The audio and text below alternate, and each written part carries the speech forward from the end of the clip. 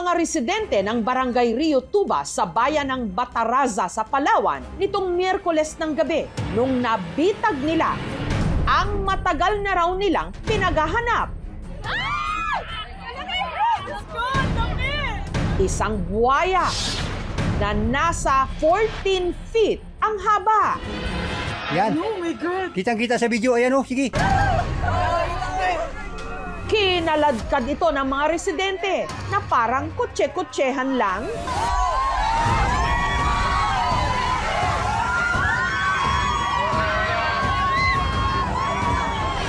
Ang buwayang ito raw kasi ang salarin sa pagkawala ng kanilang mga alagang hayop. Kinakain na rin po kami ng buhaya po. Ang mga alagang aso po namin ay kinakain ng mga buhaya. Gawin ninyong tama ang paghuli, kung hindi lagot kayo. Kawawa din mga buhaya dyan. People are invading their territory, tapos pag nagkaroon ng mga incident, they blame the crocs. Sa ganitong sitwasyon, masasabi nga bang makatuwiran ang ginawa nilang paghila-hila sa buwaya?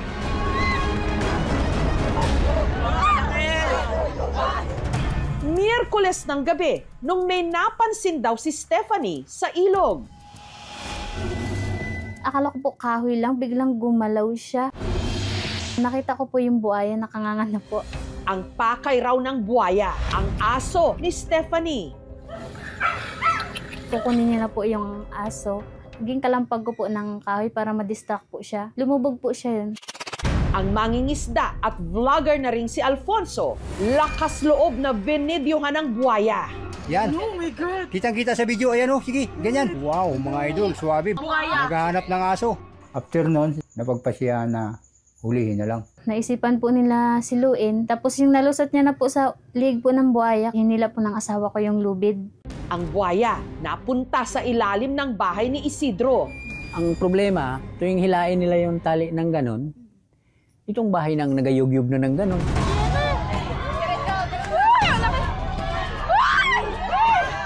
Ito mga idol, sinilo na. Pinapatakbo namin sa malayo para yung mga bahay hindi masira.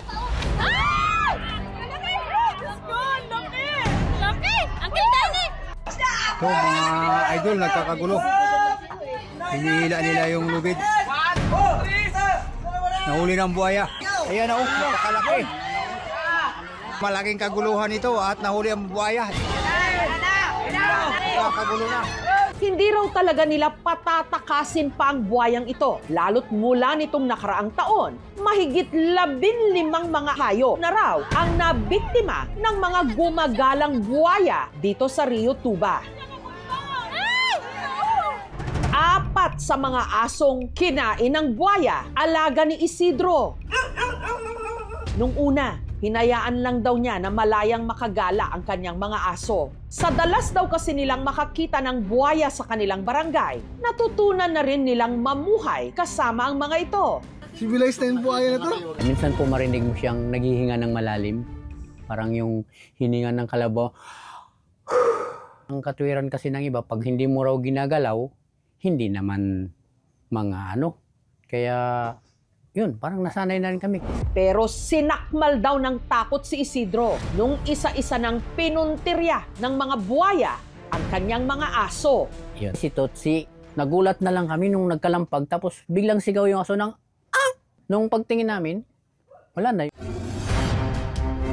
Bumubula yung tubig papunta na doon. Ang ina naman ni Tutsi na si Princess, nadali rin daw. Matagal na naming pinaplaslightan yung buhaya. Nandun nakaabang sa tulay, nakaganon ba? Nakalabas lang yung ulo ganon. Ito namang aso, aywan ko kung bakit pumunta doon sa lugar na yun. Pumunta doon at doon pa naghiga sa harap mismo ng buhaya. Ayun, saglit lang. Biglang inangat ng buhaya yung ano, ulo. Kitang-kita ko sinakmal.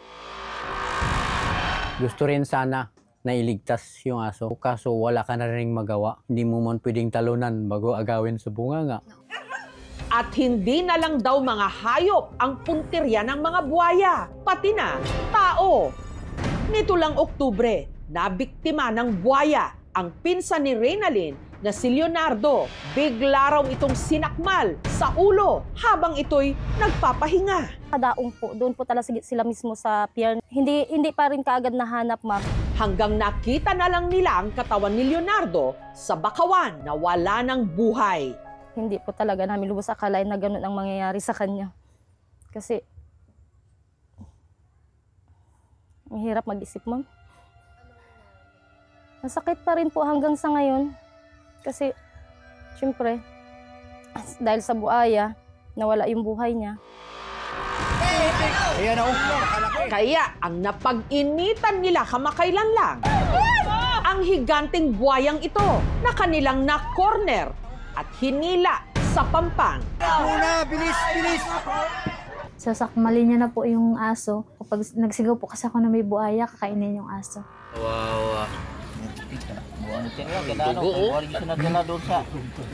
Nabuhay naman po siya. Na siya. Nahuli na. Hinila na po nila palabas yung buhaya po.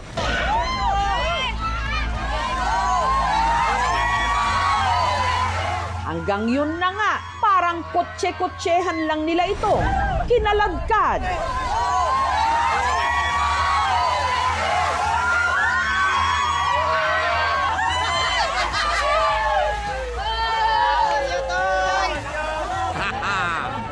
Nabati ko rin. Ang nguso ng buwaya, tinalian ng kable, iginapos din ang mga paa nito at sinukluban pa o tinakpan ng tela ang ulo. Sobrang tuwa ko rin at video maganda yung nakabidyo ako ng maganda. Nahuli na mga idol. Napopo ako pero saglit na naman po. Hindi naman po yung nasaktan ng buhaya. Yun nga lang, ang pagtrato ng mga tiga-Bataraza sa buwaya, humila rin ng mga negatibong komento online. Gawin ninyong tama ang paghuli kung hindi lagot kayo. Kawawa din mga buhaya dyan. People are invading their territory, tapos pag nagkaroon ng mga incident, they blame the crocs. Hindi po yun yung tamang o angkop na pag-handle or pag-restrain ng isa pong crocodile dahil it will expose the crocodile to injuries. Dapat sabihin muna sa barangay, then ang barangay i-report sa munisipyo, and then si munisipyo pwedeng mag-report sa PCSD para puntahan namin yung area at i-assess. Di namin sasaktan. Inuhuli lang namin ba? Sinsilo lang namin na maayos. Wala talagang intention, ma'am, na saktan yung buhaya. Okay pa nga po sa amin na nahuli kasi po kahit papano, nababawasan yung pangamba namin. Ang hirap po doon, tapos minsan kasama ko pa po yung mga anak ko. Yun po yung pinapangambahan ko, ma'am, baka bigla kami sakmalin. Eh, no choice naman kami, dito yung bahay namin, saan po ba kami uwi, di ba? Agad ni-rescue ng mga kawani ng PCSD o ng Palawan Council for Sustainable Development ang nahuling buwaya na isang saltwater crocodile. This crocodile is already an adult. Nakita namin na may mga sugat yung buhaya. Ang taas ng stress factor sa buhaya dahil nga sa kakahila sa kanya. Hindi ka dapat nanguhuli ng kahit na anumang wildlife unless yan ay intended for research or problematic crocodile na siya. Hindi rin daw dapat hinuli ang buwaya, lalo't breeding season nila ngayon, panahon ng pagpaparami. Nakakatakot lang po kasi nga po baka pag wala po siyang makuwang aso, baka tao naman po. Ang buwaya dinala sa Palawan Wildlife Rescue and Conservation Center sa siyudad ng Puerto Princesa. Kailangan na siyang gamutin, i-rehab, and then after that, we would assess kung fit pa siyang i-release sa wild or hindi na. Ang mga rescued crocodile po natin from the wild ay tumatagal po ng 1 month to 2 months or 3 months or mas matagal pa po bago sila napapakita after po nila makapture from the wild dahil po ginagain po nila yung kanilang energy at yung stress po sa pinagdaanan po nilang rescue. Paalala natin na ang buhaya ay may ginagawa ring papel sa ating ilog at kalikasan. Hindi siya dapat kasuklaman at katakutan, no? Ang bakawan po ay natural habitat po ng ating mga crocodiles, no? Dahil nga po sa destruction ng kanilang habitat, nagkakaroon ng reduction or loss ng kanilang source of food. At kaya naman po maghahanap po talaga sila ng mga lugar, no, na kung saan makakahanap sila ng pagkain. We appeal, no, for balance, we appeal for respect, and we appeal also for protection of wildlife. Doble ingat na lang po kami, ganon. Kailangan bago dumaan, flashlight muna, kung medyo madilim, surein muna yung tubig, baka mayroong palutang-lutang, hindi natin sigurado. Hati ang opinyon sa ganitong mga insidente. Sino ba ang dapat mamayani? Kaligtasan ng mga tao o pagrespeto sa natural habitat ng mga buwaya? Sino ba kasi ang nauna? Sino ang may karapatan? Kaninong teritoryo ang mundo? Baka naman may tamang paraan para ang bawat nilalang may kalayaan.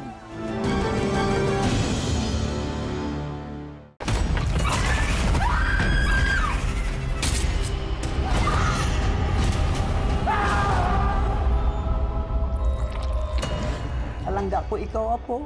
Alangga ako man, Kaula. Ba't ka nagsiman? Maharap ko to eh. Para kay Lola din. Hindi ko na ho alam, hindi ko naiintindihan kung anong nangyari sa kanya. Makakasiguro kayong gagawin namin ng lahat para sa kanya. Wala ka ba talaga nakita, Arner? Wala ka narinig? May gumagala na berbalang dito sa atin.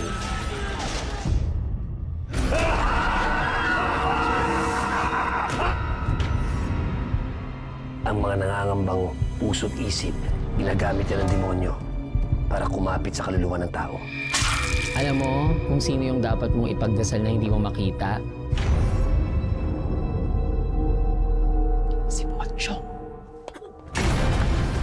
Kumakain ng patay, may mata ng pusa, may pakpak ng pangke, lumalakas kapag kabilugan ng buwan. Mag-iingat ka sa masusunod mo sasabihin.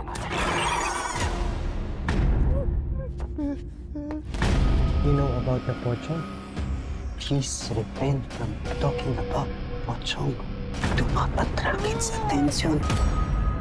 Father Rex, yan po bang pinakamatinding sanik na naharap ninyo? Hindi ako titigil hanggang hindi ako nakapaningin. Hindi tayo papatay. Kakampi natin ang Diyos. Huwag sumapakita sa akin! Ha? Masusunod ang kaluluwa mo, Silvierno! Mapatawad ang Diyos sa lahat ng lumalapit sa kanya!